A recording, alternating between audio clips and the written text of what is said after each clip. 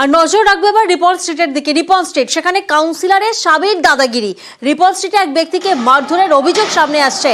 দলবল নিয়ে মারধরের অভিযোগ কার বিরুদ্ধে? না কাউন্সিলরের স্বামীর বিরুদ্ধে।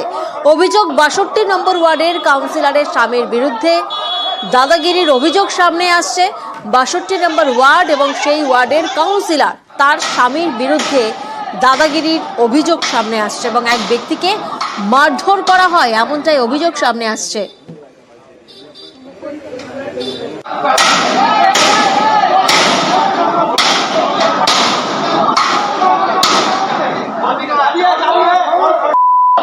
যে ছবি আপনারা দেখছেন রিপন স্ট্রিট, সেখানে এক ব্যক্তিকে মারধরের অভিযোগ সামনে আসছে।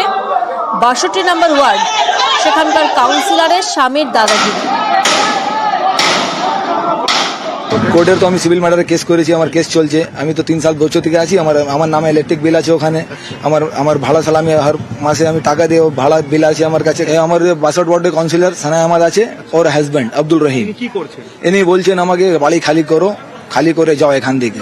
তিনি কি প্রোগ্রামের মধ্যে রয়েছেন? রাত আমাকে মেরে দিবে, আমার বাড়িতে ঢুকে ভাঙচুর করে দিয়েছে পুরো। আপনার হাজবেন্ড বলছেন? হ্যাঁ,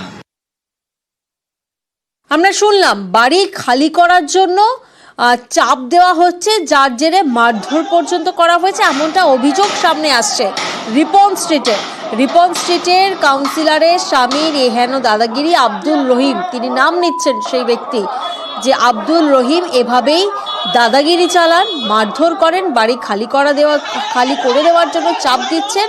দলবল নিয়ে মারধরের অভিযোগ কাউন্সিলরের স্বামীর বিরুদ্ধে। প্রতিনিধি রৌনক এই মুহূর্তে আমাদের সঙ্গে রয়েছেন।